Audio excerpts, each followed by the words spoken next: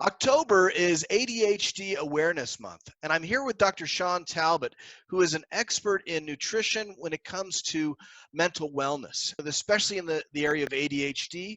And I want to ask you first, Sean, what exactly is ADHD, and how does it compare to maybe just ADD and maybe the autism spectrum as a whole?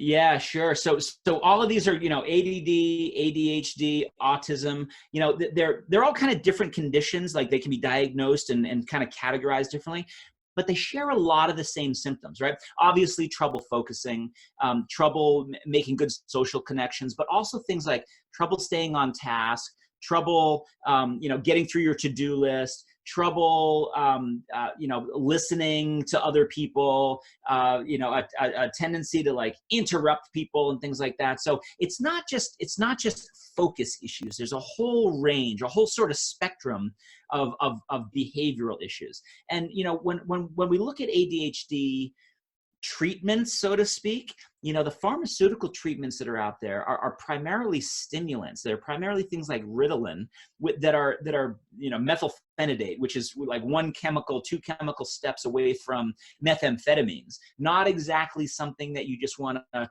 put yourself on or have somebody put your kids on if you don't have to be.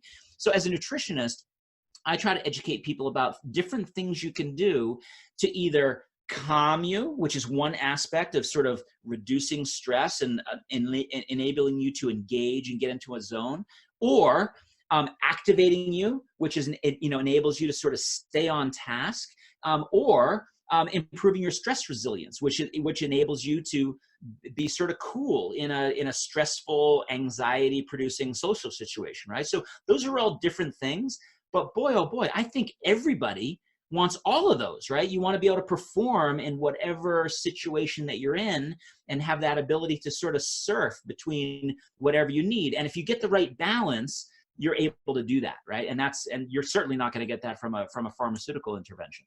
Yeah, and you mentioned the pharmaceuticals and maybe a couple of the different ones that are used most often, some of the risks involved. Are there any natural ingredients that can be used to help as an alternative to those pharmaceuticals? Yeah, there's lots of them. There's some very well described, well substantiated herbal ingredients like kanna, for example. Not only helps reduce your stress in the moment if you're feeling stress and anxiety, but as you take it over time, it can help improve your stress resilience. And the way that we measure that, we measure not just is somebody stressed or not, we measure in a stressful situation, are they able to have good, logical, thought out processes to think their way through this stressful situation? Do they have good cognition? What is the speed of their memory? Those sorts of things. We've got things like rafuma is a very well substantiated herb from traditional Chinese medicine that helps reduce depression and reduce the sort of tension that you feel in a stressful situation, as good as a lot of the pharmaceuticals out there. We know that there are specific saffron extracts, for example, that have been shown in clinical trials to be equivalent to Ritalin from a ADHD perspective, focus perspective, and equivalent to things like Prozac from a mood boosting perspective, right? So there are natural options out there that have been clinically validated in human subjects, against some of the most potent, dangerous pharmaceuticals out there. And, again, as a nutritionist, I like to educate people about those options so they can give those a try first. Why would you not try a spice? Why would you not try an herb? Why would you not try a root before you went to one of those pharmaceutical synthetics, that has these black box warnings and all this long list of side effects? Why would you not try something natural first to see if that got you the level of effectiveness that you were looking for, right? Totally. So you've developed some products for Amare. I know you developed an entire kids line. Right. Are any of those products beneficial to maybe children who are dealing with ADHD or on Yeah, the autism spectrum? yeah, yeah, absolutely. So, when we look at the research around that kind of stuff, when we look at specific fibers that help with autism, when we look at specific bacteria that help with depression, when we look at specific herbs or spices that help with ADHD, for example, that's one level of saying, yep, those things exist. Go look for them. There's the other aspect of saying, you know what, those studies were done. What was the exact extract, or what was the exact fiber product, or what was the exact nutrient that was used in that trial?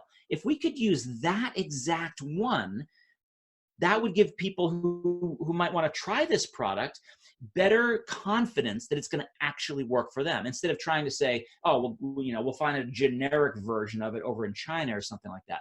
So what we've done at Amare is partnered with the people who have done those research programs and said, you know what, it's not just any old saffron, it's this particular saffron, and that's the one we're going to put into a product that we just launched recently called Kids Mood Plus. It's not just any old fiber, it's this particular prebiotic fiber called the galacto-oligosaccharide. Bimuno is the actual brand name. We're going to use that one, or we're going to use sunfiber, or we're going to use Zembrin, or we're going to use Venetron, right? We really go and get the exact one that was used in the trial, so that people who are going to use an Amare product are